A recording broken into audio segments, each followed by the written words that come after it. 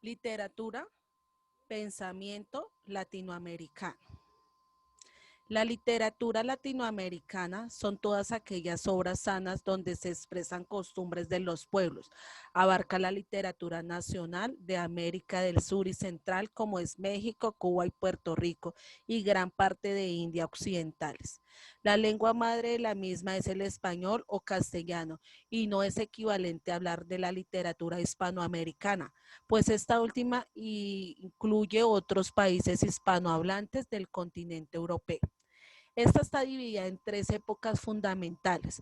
Encontramos en el primer momento la época conocida como precolombiana, que es cuando los españoles llegaron a América, encontraron territorios habitados por grupos humanos que tenían diferentes culturas y organizaciones culturales complejas, específicamente en pueblos hablantes de culturas de Centroamérica y de la región andina de América del Sur, como lo es azteca, amaya e incas.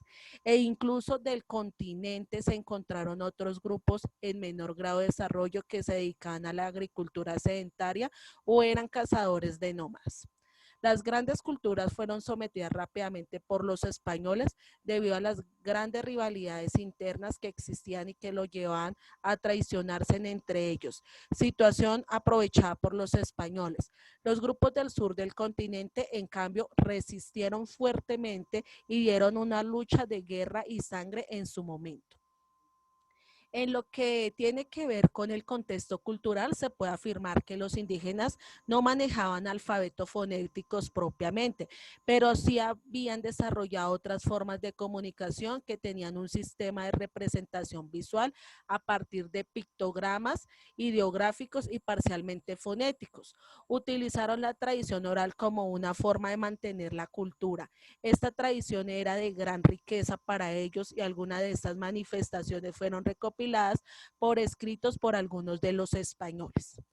Dicha literatura, por lo tanto, estaba vinculada con mitos que hacían parte de las ceremonias y rituales de los indígenas, presentados en un lenguaje elemental y cuyos temas eran el origen del mundo, el amor, lo divino. Específicamente se puede encontrar todas estas características en el Polvo Bud, libro fundamental de los mayas escrito en lengua quiche. Su nombre significa libro del consejo y contiene las más antiguas cosmogónicas, mitos e historias del pueblo maya. Dichas historias fueron recuperadas entre 1554 y 1558 y dadas a conocer en el siglo XVIII.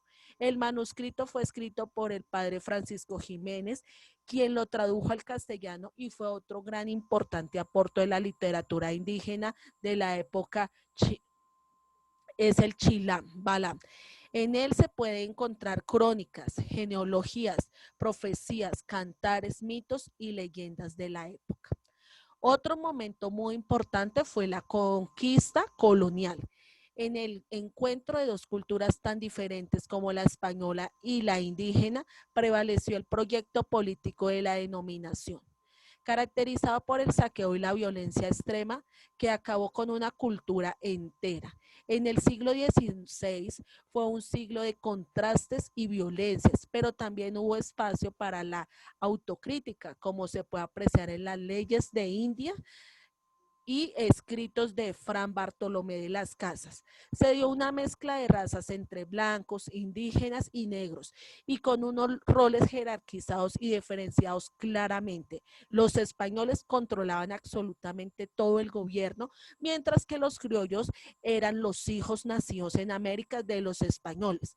Ellos luchaban por obtener el poder. Los indígenas, a diferencia, fueron sometidos a diversas formas de trabajo que junto con las guerras y las diferentes enfermedades traídas por los españoles, los fueron disminuyendo considerablemente y proporcionaron la traída de negros provenientes de África para desempeñar pesados trabajos. Toda esta situación dio origen a un mestizaje racial y cultural de tres grandes continentes.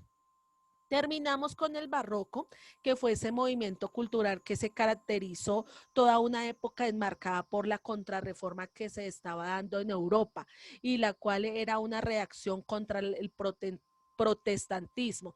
Dicha contrarreforma buscaba dar poderío al Papa, por medio del Concilio de Trento de la Iglesia Católica, redactando los dogmas fundamentales de la fe católica. Esta contrarreforma se prolongó un siglo entero y tuvo un efecto negativo, ya que no se dio la libertad de pensamiento ni permitieron actitudes desenvueltas. En cuanto al aspecto cultural, hay una marcada influencia de las conciliaciones estéticas europeas en sus dos manifestaciones: el consentismo, el cual consistía en una marcada preocupación por el contenido, y el culteranismo, que daba gran importancia a la forma literaria. Las características más notorias de esta época del barroco de la literatura se ve en el uso de recursos estilísticos complicados y juegos de palabras, como también una continua búsqueda de la novedad y de lo extraordinario, un uso de un lenguaje mucho más complejo, mucho más elaborado y un estilo lleno de contraste.